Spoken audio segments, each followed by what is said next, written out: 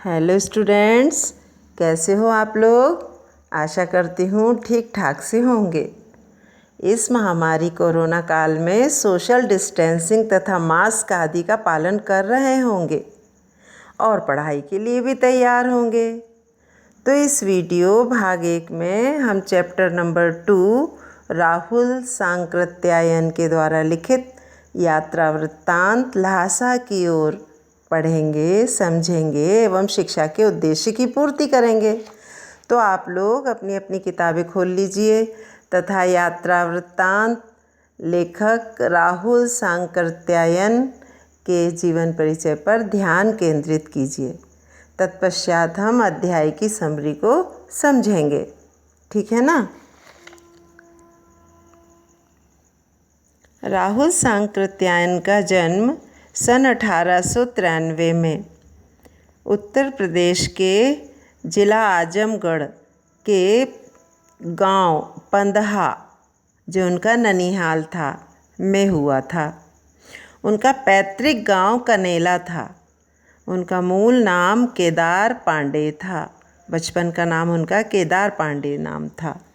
उनकी शिक्षा काशी, आगरा और लाहौर में हुई। सन 1930 में उन्होंने श्रीलंका जाकर बौद्ध धर्म ग्रहण कर लिया। तब से उनका नाम राहुल सांकृत्यायन हो गया। राहुल जी अनेक भाषाओं को जानते थे, इसलिए उन्हें महापंडित कहा जाता था। सन 1963 में उनका देहांत हो गया। उन्होंने अनेक विधाओं में साहित्य सृजन किया। मेरी जीवन यात्रा के 6 भाग, दर्शन दिग्दर्शन, 22वीं सदी, बोलगा से गंगा, भागो नहीं दुनिया को बदलो, दिमागी गुलामी, घुमक्कड़ शास्त्र, इनकी प्रमुख कृतियां हैं। यात्रावृत्त लेखन में राहुल जी का स्थान अन्यतम है। उन्होंने घुमक्कड़ी का शास्त्र रचा और उससे उन्होंने होने वाले लाभों का विस्तार भी से वर्णन करते हुए मंजिल के स्थान पर यात्रा को ही घुमक्कड़ का उद्देश्य बताया। उन्होंने कहा कि घुमक्कड़ का उद्देश्य है, मंजिल नहीं है। घुमक्कड़ का उद्देश्य यात्रा है, घुमक्कड़ी है। उन्होंने इस घुमक्कड़ शास्त्र में कहा कि इससे मनोरंजन होता है, ज्ञानवर्धन एवं अज्ञात स्थलों की जानकारी के साथ साथ भाषा एवं संस्कृति का भी आदान प्रदान होता है। राहुल जी ने विभिन्न स्थानों के भौगोलिक वर्णन के अतिरिक्त वहाँ के जनजीवन की सुंदर झांकी भी प्रस्तुत की है। संकलित अंश में राहुल जी ने तिब्बत यात्रा का दर्शन कराया है। उन्होंने जो सन 1929 और 30 में नेपाल के रास्ते से प्रथम तिब्बत यात्रा की थी, उसका इसमें वर्णन है। उस समय भारतीयों को तिब्बत यात्रा की अनुमति नहीं थी, क्योंकि उस समय अंग्रेज़ों का शासन था और भारत अंग्रेज़ों का गुलाम था। इसलिए उन्होंने यह यात्रा एक भिखमंगे के नकली वेश में की थी। इसमें तिब्बत की राजधानी ल्हासा की ओर जाने वाले दुर्गम रास्तों का वर्णन उन्होंने बहुत ही रोचक शैली में किया। इस यात्रा वृत्तांत से हमें उस समय के तिब्बती समाज के बारे में भी जानकारी मिलती है। तो चलिए हम अध्याय ल्हासा की ओर पढ़ेंगे और उसके सार को समझेंगे। वह नेपाल से तिब्बत जाने का मुख्य रास्ता है। राहुल सांकृत्यायन जब अपनी प्रथम तिब्बत यात्रा कर रहे थे, तब उन्होंने बताया कि नेपाल से तिब्बत जाने का मुख्य रास्ता है फरी कलिंगपोंग। जब ये खुला नहीं था, जब वो प्रथम यात्रा उन्होंने की थी, तो ये रास्ता खुला नहीं था। तो नेपाल ही नहीं, हिंदुस्तान की भी चीज़ें इसी रास्ते तिब्बत जाया करती थीं। इसी रास्ते से नेपाल की नहीं, हिंदुस्तान की भी चीज़ें जाया आया करती थी। यह व्यापारिक ही नहीं, सैनिक रास्ता भी था। सैनिक गतिविधियों भी इसी रास्ते से होती थी, इसलिए जगह जगह फौजी चौकियाँ और किले बने हुए थे।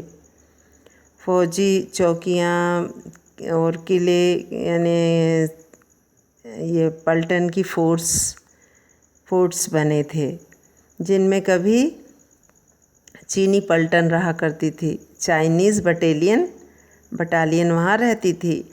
आजकल बहुत से फौजी मकान गिर चुके हैं। पहले जो थे वो काफ़ी उसमें से गिर चुके हैं और कुछ बचे हैं, तो उनमें उनके किसी भाग में किसानों ने बसेरा बना लिया है और कुछ में वहाँ पर लोग रहने लगे हैं। ऐसा ही परित्यक्त एक चीनी किला था, तो ऐसा ही एक छूटा हुआ चीनी किला था। हम वहाँ चाय पीने के लिए ठहर गए। ये राहुल जी अपनी इस यात्रा वृत्तांत में बता रहे हैं। तिब्बत में हम से अर्थात उनके साथ में उनका मित्र भी था, जिसका नाम था सुमति प्रज्ञ। ठीक है, तो कह रहे हैं कि हम वहाँ चाय पीने के लिए ठहरे। तिब्बत में यात्रियों के लिए बहुत सी तकलीफ़ें भी हैं और कुछ आराम की बातें भी हैं। तिब्बती यात्रा में तकलीफ़ के साथ साथ आराम भी है। वहाँ जाति पाति छुआछूत सवाल ही नहीं है और न औरतें पर्दा ही करती हैं। बहुत निम्न श्रेणी के भिखमंगों को लोग चोरी के डर से घर के भीतर नहीं आने देते। वे बता रहे हैं कि तिब्बत में वहाँ पर ये तकलीफ़ों के साथ आराम भी है, लेकिन वहाँ जाति पाति बिल्कुल नहीं है, छुआछूत बिल्कुल नहीं है और स्त्री पुरुष में भेदभाव बिल्कुल नहीं है। बहुत ही निम्न श्रेणी के जो भिखमंगे भिखारी होते हैं वही उन्हीं को घर में नहीं आने देते, नहीं तो कोई भी अपरिचित उनके घर के अंदर आ जा सकता है।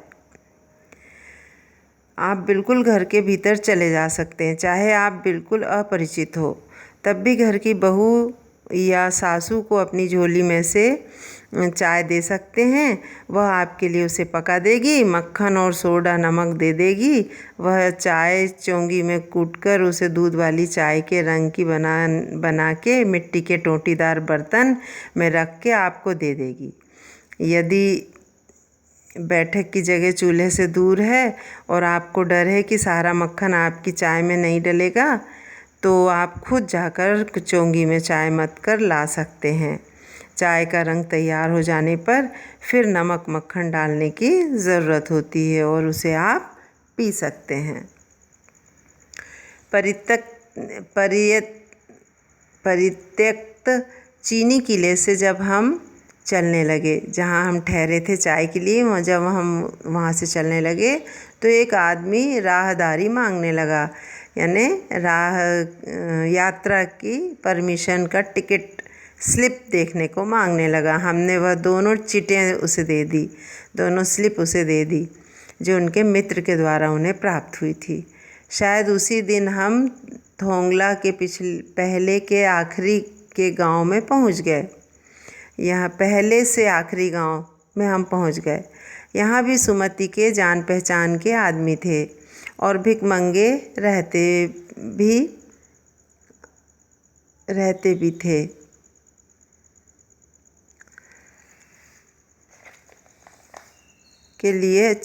ठहरने के लिए हमें अच्छी जगह मिली। भिखमंगे रहने के बावजूद हमें ठहरने के लिए अच्छी जगह मिल गई। 5 साल बाद हम इसी रास्ते लौटे थे और भिखमंगे नहीं, एक भद्र यात्री के वेश में घोड़ों पर सवार होकर आए थे, किंतु उस वक्त किसी ने हमें रहने के लिए जगह नहीं दी थी। वो कह रहे हैं जब हम 5 साल बाद इसी रास्ते लौटे तब किसी ने हम एक सभ्य यात्री के वेश में थे, तब हमें किसी ने रहने के लिए जगह नहीं दी, किंतु उस वक्त किसी ने भी हमें रहने के लिए जगह नहीं दी और हम गांव के सबसे गरीब झोपड़े में ठहरे थे। बहुत कुछ लोगों की उस वक्त की मनोवृत्ति पर ही निर्भर है, खासकर शाम के वक्त छंग पीकर बहुत कम होश हवास को दुरुस्त रखते हैं। क्या है, इतने समय अंतराल में लोगों की मानसिकता बदल गई थी और वहाँ के लोग छंग नामक एक नशीला पदार्थ पीते थे, तो उसे पीकर आराम से सो जाया करते थे। तो ये बता रहे हैं कि जब वो 5 साल बाद आए तब एकदम वहाँ का व्यवहार बदल गया था, काफ़ी परिवर्तन वहाँ आ गया।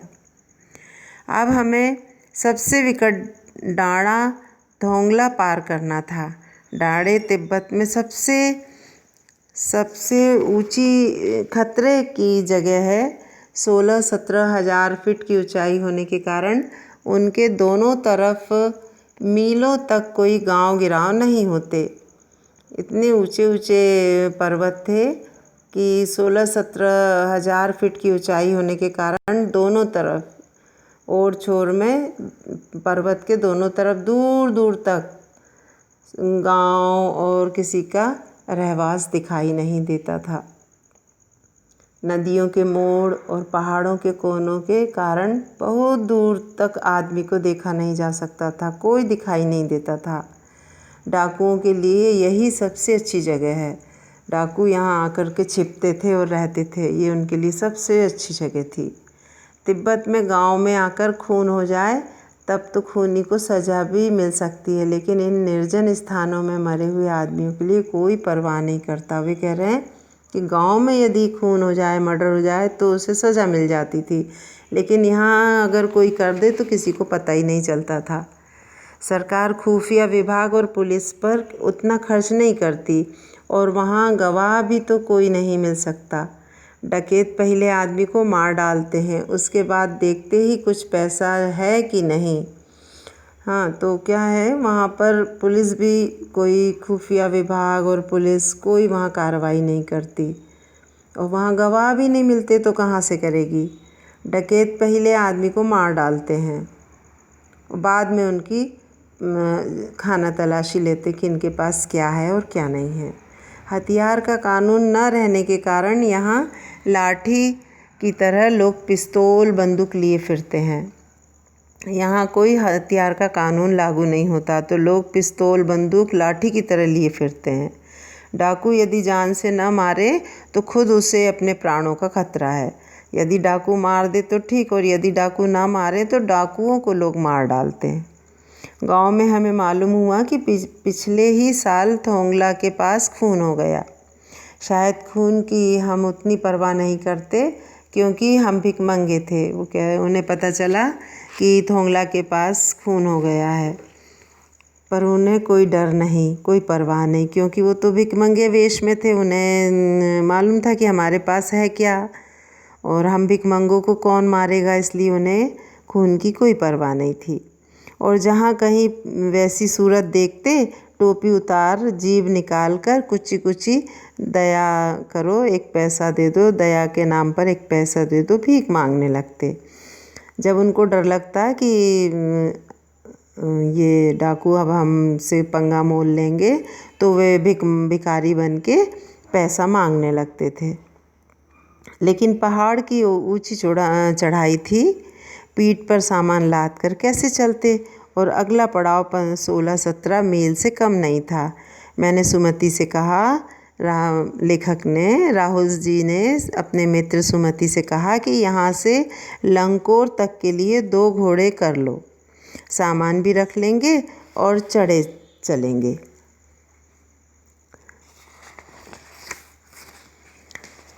ठीक है स्टूडेंट्स, यहाँ इस वीडियो में हम यहीं तक पढ़ते हैं। आपको समझ में आया होगा।